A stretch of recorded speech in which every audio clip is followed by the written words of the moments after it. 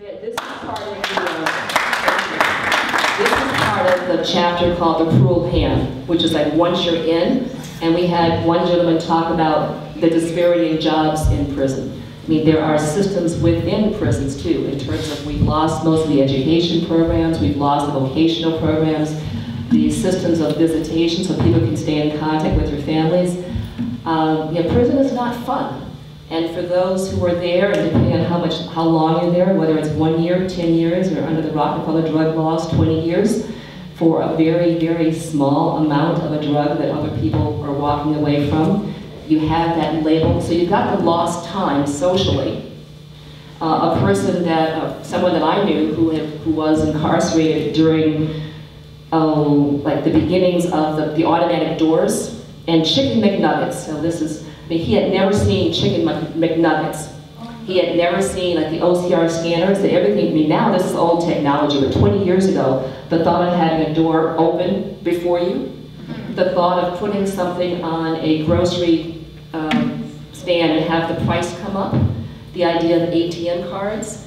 So the idea of seeing 50 feet of cereal choices. It is a huge, huge, demoralizing, depressing, antisocial experience to step into this other world. There used to be some early release programs and some prepping people for the outside. The money for those were cut. So you're absolutely right. You go away, you do your time, you possibly have contact with some friends and family members, maybe you have a job waiting or not, maybe your paperwork has kept apace. But imagine your life without a driver's license, what it takes to get a new driver's license. Imagine you got to get your new paperwork. You got to do your papers to get your insurance. You got to get your Medicaid. Just the paperwork of so-called returning to society. And reentry programs don't really address that. And someone, and not in this group, but somebody mentioned, oh, but reentry handles all that. No, it doesn't.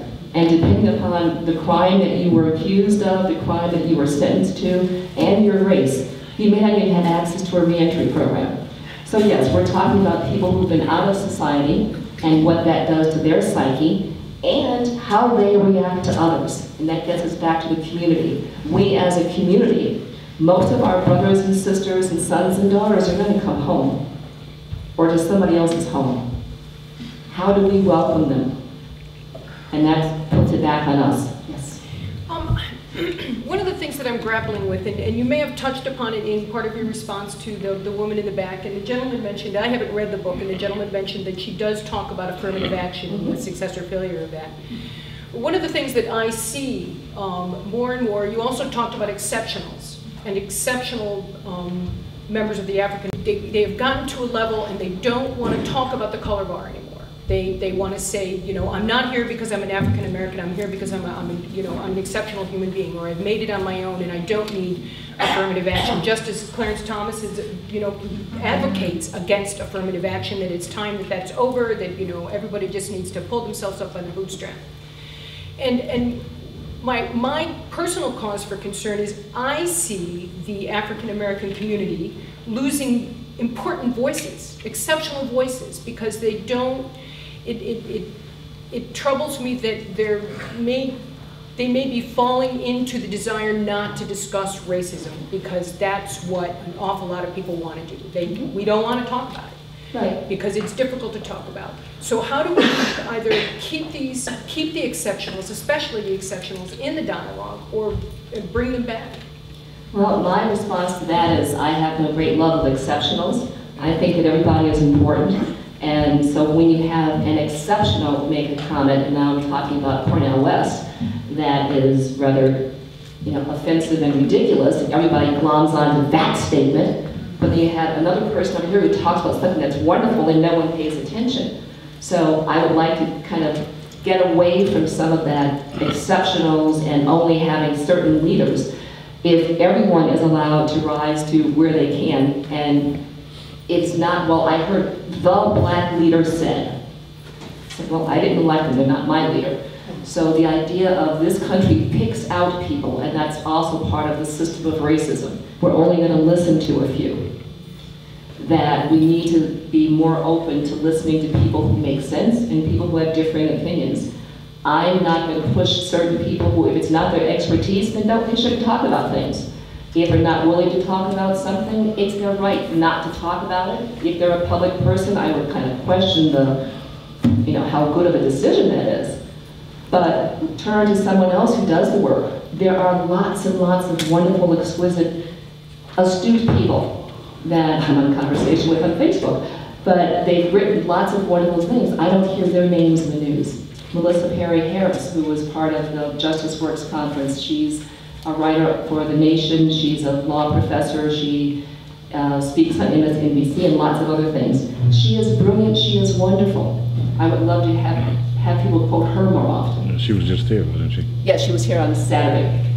But in terms of the exceptionals, I would like to really get away from that label, is what I would like. That's Marty. Just one more.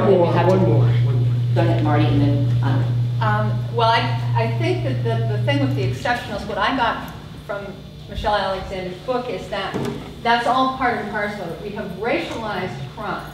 So in our heads, whether we are in the African American community or white community, when we hear about crime, the picture we see in our heads is a person of color, usually a young black man. Then we have the exceptional people who aren't doing that, but there's a cultural push internally for them and externally to say, well, I am not like that. So I think it's not surprising that people of color would try to distance themselves from this racialized caste. And it works, and it's one of the examples of white privilege the other way. If a young person goes into the system and that person is white, their activity may have been exactly like the person ahead of them, but the person ahead of them is black and they're white, and as white, they are seen as exceptional. The judge, the prosecutor, the public defender, the paid lawyer, the jury, whoever, is much more able, because as a society we have racialized crime, to say, I understand why this young man, who was having a terrible time, his grandfather just died that he was close to, whatever, I understand this, and he made a mistake and he should not pay for the rest of his life with it. That happens a lot more easily when the person is white. Yes. The picture in our head is the criminal is black. So when there's a person in front of us accused of a crime, we think, if that person is black, they're probably a criminal. If they're white, we're more willing to think not. That's where white people can make a difference in the conversations. We need to look and learn to follow people of color in organizations like A Village and other things, but we also need to talk about race among ourselves.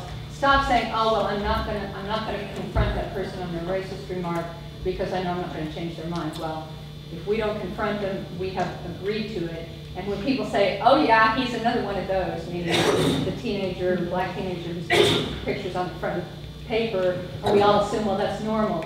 We need to challenge that in ourselves and in our communities. I want to quickly I just want to say this. I applaud all you guys for coming out here, because I see a lot of older people coming here who are willing to accept this book and change. I just want to say for myself, I'm a victim of what she's talking about. I've been out of prison for 10 years. I came back out here, and last summer, Ms. Alice Green made a speech when the new Chief Krokoff came in, and she hit on some of these points. And so I felt so inebriated. I was filming, and I clapped. And I got apprehended. I mean, I got what's the word for it? Chastised for it. But then at the end, all the silly delegates, councilmen, they made a speech, and at the end, everybody clapped. And so I'm saying, what's the difference for them clapping and me clapping? And since then, I've been refused housing, food stamps, and all these other things. This is why I'm doing a documentary. It's called The Throwaways, on these same issues that we're talking about right now. And so right now, the thing is, it's hitting a lot of people because of the crisis, economic crisis, so people can understand what's going on. But I applaud you guys just for even being here, listening to this, because this is great. This is the kind of discussions that we need to have, and that people need to do. I wish there were more younger people here, but we will get there. Cool, we'll get there. Okay, thank you very much.